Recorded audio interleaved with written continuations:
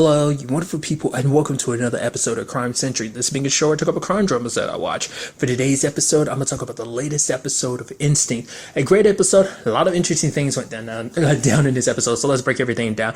Obviously, the main overarching plot is the episode's case, and that deals with this student named Charlotte who's dead, was found in a theater, and when the cops show up, her murder was filmed, and it showed on the big screen and stuff like that. There's not a lot of people there, but then it starts spreading around even in her classroom.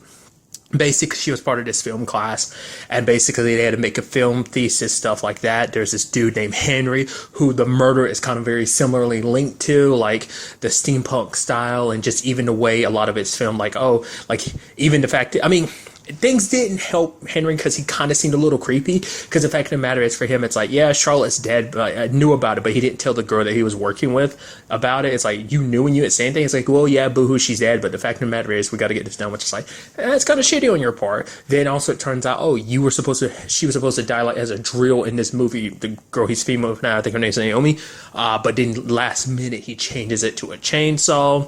Then he starts saying like, oh, stuff of his was stolen, what turns out to be the case, but it's just like, it's just interesting that it all ended up being like a little just too coincidental, but it turns out just because he was being framed. Then there's his teacher. Then to start bringing up the question, like, because he's a big fan of his teacher and stuff like that. So is it like, oh, his professor asked him to do something, would he be willing to do it? Turns out, his professor kind of had the motive too, because it turns out he was having an affair with Charlotte, but he broke it off. But it was still recorded because I think it was Charlotte made it and sent it to him. So I guess, before she died, she was still in the aspect of trying to, I guess, get him back or be like, I don't know if she had like bad intentions about it, like, oh, I'm gonna expose this to everyone, or maybe it's supposed to be like oh yeah, look at this, like, this is what we had, like, do you really want to just give this up and just stay with your wife? Or maybe to argue, because he was watching it, so it could have been like she sent it to him, or maybe it's just because he wanted to remember her, like, because he did have feelings for her and stuff like that. He was watching it just to remember. I think it's probably the latter, maybe the latter and the former, but nevertheless. So it turns out he's not the killer. In fact, it's actually Spencer, the teacher assistant, was the one behind all of this. Because I thought it was kind of interesting too, because it's like, this is basically the entire thing is about feeling invisible. Basically, the entire class felt invisible because the only ones that were always at the top were Henry and Charlotte. So that was kind of the motive behind everything. Like, it's someone who had always felt invisible, and this whole like Spencer being demeaned the way he was in front of everybody was just kind of like the final straw that broke the camel's back, and essentially just because he's got because it's a combination of just his natural life growing up as a rich kid, but his family never really had time for him. So even the video he filmed being like, yeah, like, here I am. Yeah, mommy and dad, oh yeah, they're not here. They're out building other overpriced houses. It's like, I'm better than you. So it's kind of, he's got this inflated ego, but also just kind of, I don't know, just empty on the inside. And just, I guess maybe that thought process of being who he is, kind of get whatever he wants, he thinks he deserves something. So that's what that was kind of all about. So it was just kind of payback. Rather than taking it out on a professor, he took it out on the competition. First, he killed Charlotte. He was going to try and kill Henry, just once again, just to show, like, because in his mind, he doesn't think he is, the bad guys, like, oh, these people are the bad guys because they're the ones standing in my way. They're kind of stealing his spotlight. So that's what this was all about. Like I said, he felt invisible, and now he's starting to feel, he wanted to make himself be seen. That's why he was live streaming it, making sure that everyone saw it, He wanted the attention, so luckily Dylan and Lizzie were able to stop him. Thanks from help with Julian, who was able to shut down the live stream, because he didn't want to go through without killing Henry unless he had an audience to watch, because that's what this was all about. So luckily everything was settled. Pretty straightforward in that regard, but that's not just it kind of ties into the other part of the story, and that deals with Dylan and Andy are watching over a little girl named Maddie. It turns out Maddie's the daughter of someone, and they're looking out for her because it's also a test run for having kids of their own, but they found it not as easy as they thought, because for one, it's like, oh yeah, because it's a big responsibility, especially with their lives, with the way it is right now. That's a big question. Like, Andy's got the bar and stuff like that, and Dylan's got, work. I mean, he's got his teaching job. He's also working with the police. So, I mean, supposed to be working on that book too, but we still don't know where that stands and everything. So we got packed schedule, so it's hard. Plus, it's not, I mean, for one, it's not like this is like a baby you're dealing with, which would probably be even, not probably, definitely just as much, if not more responsibility, more time need. Like Maddie's like 12 years old. So it's like, oh, she's got some independence and stuff like that. Sure. But turns out she gets suspended. And I was like, oh man, she's kind of mean, isn't it? It's like, no, it turns out after Lizzie talks to her, is the fact is that she was being framed. Like someone took her like that thing. I forgot what that thing is called. The social media thing they're kind of referencing in this episode. I forgot what it's called, but it seems like it wasn't her. It was actually someone else framing her for it, and she got suspended for it. But she didn't want to say anything because, like, if the person she thought who did it was like the popular kid, and that would have messed with her reputation. Because you're at that young age where your reputation is everything to you. It's like, as an adult, you look back and you're like, oh, that was why did I get too caught up in all of that, It's actually interesting, too, because it's kind of weird because obviously Andy was working and Dylan wanted, he's like, no, I'll take her to work, which is crazy considering the fact is it's like a police station. For him, it's like, okay, maybe it'll, scare her straight in the sense of like, oh, she won't, want to do something evil as cyberbullying or, doing something mean like that anymore if you scare her a little bit, but also she ends up showing up there. There's all this crime scene stuff going around, like photos and stuff like that. And she's like, well, I want to, and Dylan's like, no, go, different room. It's like, okay, we can stay here. It's like, no, that we're going to be bringing Henry in to interrogate him here. It's like, okay, we got to find somewhere else. Like that kind of moving around. Even like Lizzie's doing stuff on her computer and Lizzie has to turn on her computer, and it's like, oh yeah, bring in information about the case. It's like, oh, Maddie's still here. Never mind. We'll talk in hushed tones. I thought that was kind of like a nice touch.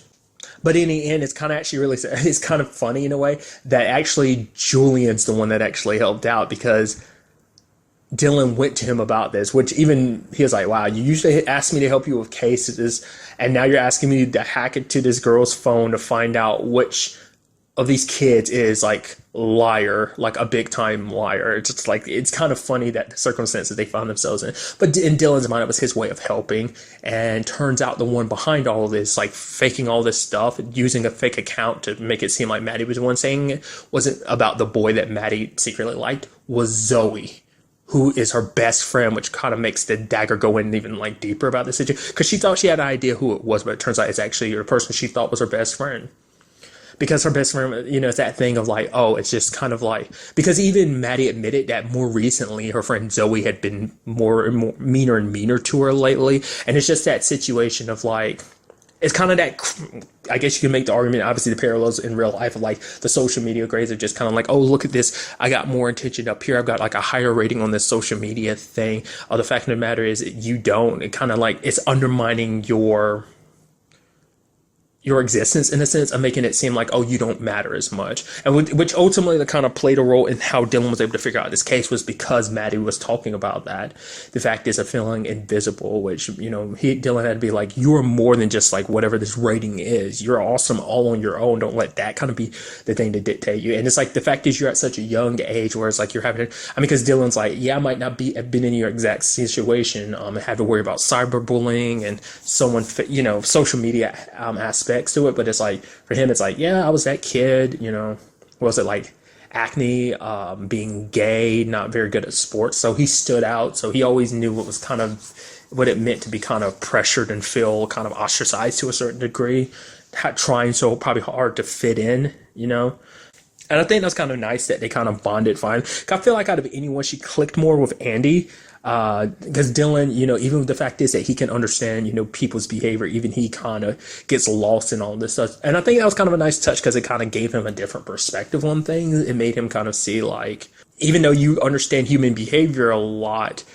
there's still more you can learn, especially when it comes to kids, especially when it comes to having your own kids in the future. Because in his mind, he had like all these plans of like, oh, we'll do this, and this. He even had things planned out like a timetable. It seems like, Dylan's going to be one of those parents, Which is kind of an interesting conversation when it's all said and done, because like Andy's like, yeah, he doesn't want to be the bad cop, he's like, I'm more the good cop, which even Lime Dylan's like, yeah, I can't be the good cop because it's just kind of, it's not for him. So they're still kind of working out the kinks of everything that is like, oh, how will we handle this? They both still want to have kids, but I think it's like, it put things in perspective, even though They still did miss Maddie when she ended up leaving because it's like, oh, they kind of got used to having her around. Things kind of got a lot more quieter now.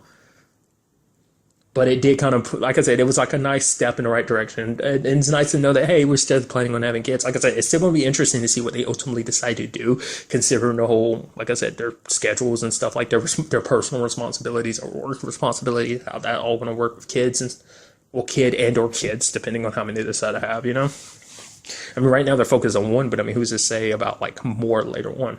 But probably, I think the most interesting aspect of this episode kind of started at the beginning was the whole Lizzie meeting up with Julian. I was like, oh, what's this about? You're just going to talk it out, be friends and stuff? It's like, oh no, Dylan's invited. But she's like, yeah, no more secrets between any of us. And he's like, you know, it's like, okay. And it's kind of this weird, awkward thing. And even Dylan's like, so who went to who first? And she's like, what are we, 12 years old? Like, no, it doesn't work. Like, it's like no more secrets, you know, being kept from each other. I want to be more out there in the open.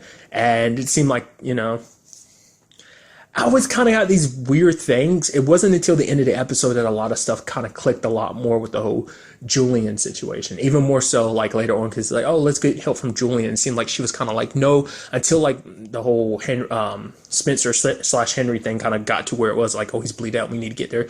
It was kind of like, she's like, no, we'll handle this on our own. I was like, okay, why not just immediately jump to having Julian help? Nevertheless, it's because we find out at the end, like, Julian meets up with her, and he's like, yeah, he used to be in love with someone, and they left him because they couldn't handle his work, and he starts touching on her. I was like, wait, why is he touching on Lizzie? I'm like, what? And they kiss. I was like, oh my God. She's so all this talk about being honest with each other is finally out there and open about everything. And it turns out, oh, the reason why you were so reluctant about all of this, like his last episode in particular, I thought she was feeling guilty. Like she had that look when Dylan left, and he was kind of like, oh, you know, kind of happy about, you know, where they stand, that he could rely on her and trust her. She had that look like she kind of felt sad. I was like, okay, she probably feels bad about going behind Dylan's back and the whole Julian situation, which, I mean, you didn't go too far behind his back last episode. That's what I was kind of thinking. I was like, yeah, he was telling you to tell Dylan to back away from like the spotlight situation. But it's like, yeah, nothing really came about it too much. But it's like, no, she felt guilty because she hadn't told him the truth. Like, that's why she probably took, like, the first time she saw Julian, why she took it even harder, because because for her, it's like Dylan was talking about her whole Charlie situation to the man she used to be in a relationship with. She probably didn't know that Dylan didn't know that at the time. And that's even why he was kind of like, oh, you can call me Julian. So that, because that means when they originally met, he went by a different name. So she's like, oh, what name do I call you by now? And I love that, because I would have never guessed that was a thing. And it's like, oh, that opens up so much. But it's like, that's a big secret that they're keeping. Like from the very beginning, he knew about Lizzie. So, which once again, that's probably why that hurts even more. Him being the one to look into the whole Charlie situation, why it hurt even more, because it's like it's having her ex look into like her dead fiance. It's just a very conflict of interest type of situation. So it was kind of awkward and weird, and it's crazy that that's where we find ourselves with this situation. So to me, that was probably like one of my favorite standout moments of that, just because I wasn't expecting that at all. I was like, wait, what? So that's definitely going to be interesting whether Lizzie ends up telling him, Dylan, because she doesn't like keeping secrets. That was kind of the whole point about keeping everything out there. But then she kind of like immediately left. Maybe she was halfway expecting Julian to actually say something, or maybe Lizzie feels weird admitting like that. I mean, I guess they had their reasons. I guess because things didn't really work out that well, so they're not all that keen about like opening up that bag of worms. But I'm just so curious, like why they're keeping that a secret, especially from Dylan. So, I don't know, maybe we'll find out in the next episode. Like I said, that's a great episode all together. Next week is, in fact, the season finale. Obviously, it's coming on a different time. So, obviously, if, you know, check your local listings for time. But I'm very interested to see what goes down in the season finale. It's their biggest case yet. I saw that, like, the text saying that. But beyond that, I don't know what goes down in the episode. So, I'm very interested to see where that goes. Also, whether anything comes about this whole Julian and Lizzie situation. But really, that's all I want to talk about in this episode. Till the next time we meet, be happy, be safe, live life to the fullest, and enjoy it. Good day and goodbye.